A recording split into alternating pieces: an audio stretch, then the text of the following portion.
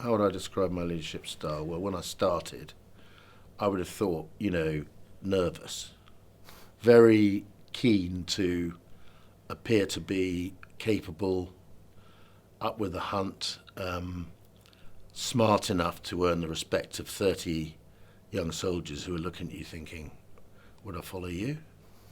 And try and strike the right balance in terms of, knowing them well, earning their respect, not being too familiar, and retaining a sort of sense of authority and credibility. And that's what every young leader has to do in the military. And it inevitably makes you think quite a lot about yourself, and you're not necessarily 100% confident all the time.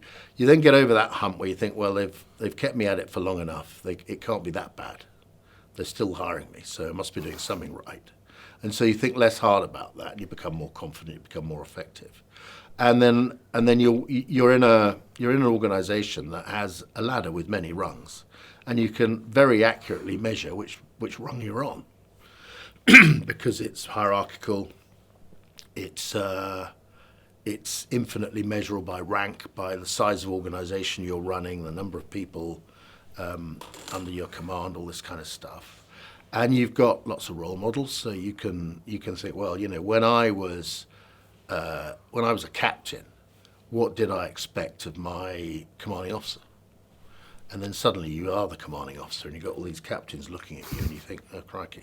And you get very confident with playing these roles where you're moving up, and you're essentially reporting to people above you, future role models. You are the role model for the people who are reporting to you. So it's a you get into quite a comfortable rhythm, and that goes on for a bit. And then you get to the point where you're popping out towards the top of the organisation, not necessarily at the very top, but you're starting to work much more in the political space. And that is a completely different game. Completely different rules, different values, different principles, lots of self-interest, lots of ego.